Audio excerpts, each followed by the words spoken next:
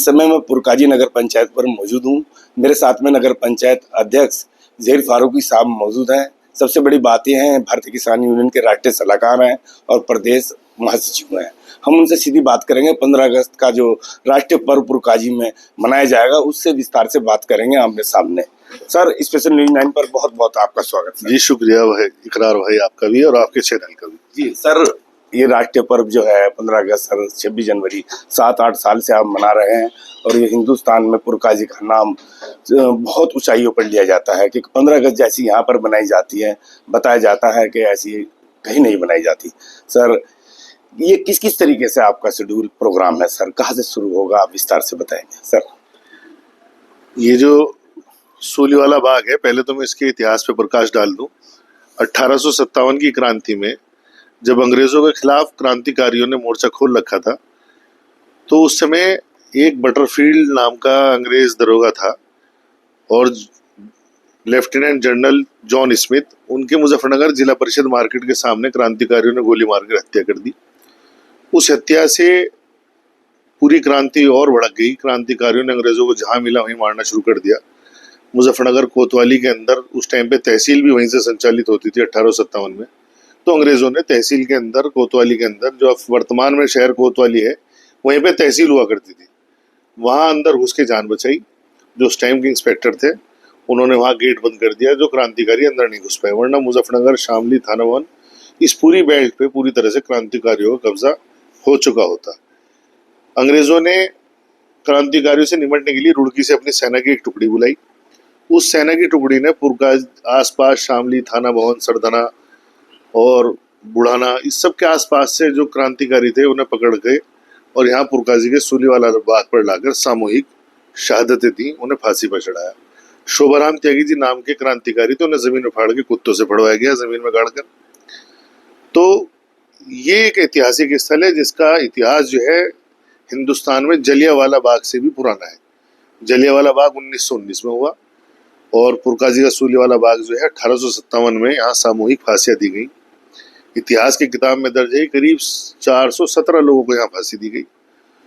और इस जगह पे जहाँ शहीद स्थल होना चाहिए था, वहां पे मरे हुए कुत्ते, पूरे पुरकाजी गंदगी पड़ा करती थी। हमारे देश का दुर्भाग्य है कि हमारे हिंदुस्तान के आजाद होने के बाद जो भी प्रधानमंत्री बने वर्तमान तक, सभी ने, जो अंग्रेज मुगलों ने लाल किला बनाया था, लाल किला मैं मानता हूँ गुलामी का प्रतीक है, क्योंकि मुगलों ने बनाया, मुगलों ने हिंदुस्तान पे राज करा, हिंदुस्तान को गुलाम बना के रखा। उस गुलामी के प्रतीक पे जाके तो झंडा फहराते हैं, लेकिन जहां सामूहिक शहादत हुई हो, चाहे वो पुरकाजी का सूलीवाला बाग हो, अमृतसर का जलियांवाला बाग हो, वहां पे जाके देश के प्रधानमंत्री ने या राष्ट्रपति ने कभी किसी ने जाके ध्वजारोहण नहीं करा। हर वर्ष 15 अगस्त 26 जनवरी पे देश के बड़े बड़े शहीद स्थल पर बड़े बड़े नेताओं को ध्वजारोहण करना चाहिए था, और जब भी क्रांतिकारियों को, देश के शहीदों को सच्ची श्रद्धांजलि मिलती और उन्हें उनका सम्मान मिलता। देश का ये भी दुर्भाग्य है कि हम लोगों को स्कूल की किताबों में बचपन से पढ़ाया जाता है शहीद आजम भगत सिंह अमर रहे, सुखदेव अमर रहे, राजगुरु अमर रहे, अशफाकुल्लाह खां अमर रहे।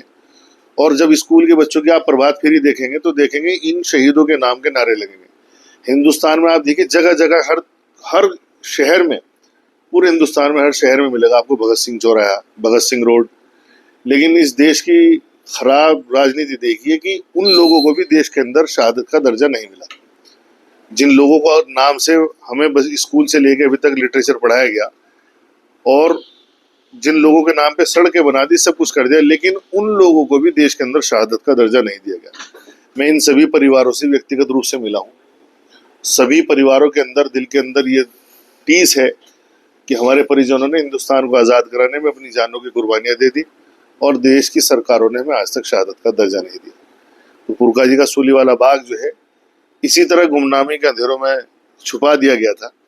लेकिन 2015 से लेके हर वर्ष, हर 26 जनवरी और 15 अगस्त पर पुरकाजी के हजारों देशभक्त लोग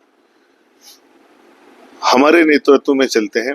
एक तिरंगा यात्रा के रूप में हम सब लोग इकट्ठा होकर रोडवेज बस स्टैंड से चलते हैं और सूलीवाला बाग पर जाकर वहां पे ध्वजारोहण करके 1857 के शहीदों को, देश की आज़ाद कराने में जितनी जाने गई उन सब शहीदों को राष्ट्रगान गाकर, सामूहिक राष्ट्रगान करके सच्ची श्रद्धांजलि देते हैं और भारत सरकार से हर बार मेमोरेंडम के माध्यम से मांग करते हैं कि सूलीवाला बाग को शहीद स्थल बनाया जाए और देश के शहीदों को शहादत का दर्जा दिया जाए।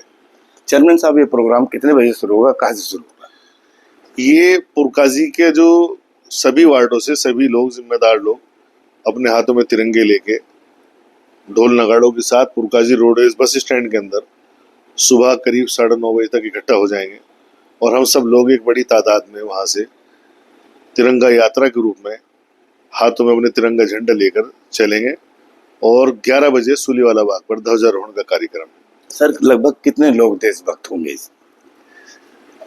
हमारे तो किसी कैमरे के अंदर आज तक उस भीड़ का कोई पक्का फोटो आ नहीं पाया जिसमें सब भीड़ आ गई हो आज तक, और उस भीड़ की गिनती कर पाना मुझे नहीं लगता कोई गिनती कर पाए, लेकिन मुझे इतना जरूर है कि हजारों लोगों का जनसैलाब होता है। और इस ध्वजारोहण कार्यक्रम की सबसे खास बात यही होती है कि इस ध्वजारोहण कार्यक्रम के अंदर समाज का वो तबका भाग लेता है जो कभी स्कूल नहीं जा पाया। हमारे देश का एक और दुर्भाग्य ये है कि 26 जनवरी और 15 अगस्त जो है जूनियर स्कूल और 8वीं तक के स्कूल तक के लिए सीमित रह गया। बस स्कूल के अंदर ध्वजारोहण हुआ, बच्चों को गुलदाना बांट दिया और उसके बाद में खत्म। कहीं कॉलेज में आपने देखा होगा कि कॉलेज के अंदर ध्वजारोहण कार्यक्रम रखे जाते हों, तो जो लोग कभी स्कूल नहीं जा पाए, जो अनपढ़ हैं, जो बेचारे रिक्शा चला रहे, रेड़ा चला रहे, जिन्होंने ध्वजारोहण कार्यक्रम नहीं देखे, जिन्हें राष्ट्रगान का महत्व नहीं पता, समाज का वो तबका इसके अंदर भाग लेता है। सभी जाति और धर्म और सभी मजहब के लोग इसके अंदर भाग लेते हैं और इस ध्वजारोहण यात्रा की सबसे अच्छी बात यह है कि सभी पार्टियों के लोग इसके अंदर शामिल होते हैं और 15 अगस्त और 26 जनवरी पुरकाजी के अंदर इस तरह मनाई जाती है कि मेरा दावा है पूरे हिंदुस्तान में कहीं भी इतना बड़ा कार्यक्रम नहीं होता। सर, 15 अगस्त का प्रोग्राम की तैयारी चल रही है, कस्बा वासियों को, क्षेत्र वासियों को, देशवासियों को क्या संदेश देना चाहेंगे? मेरा अपने सभी देशवासियों से ये अपील है कि आप 26 जनवरी और 15 अगस्त पर ध्वजारोहण कार्यक्रम में जरूर भाग लिया करें। वो चाहे किसी सरकारी बिल्डिंग पे हो रहा हो या आपके घर के आसपास कहीं हो रहा हो, आप सारे काम छोड़ के देश के स्वतंत्रता दिवस पर और गणतंत्र दिवस पर ध्वजारोहण कार्यक्रम में जरूर भाग लिया करें।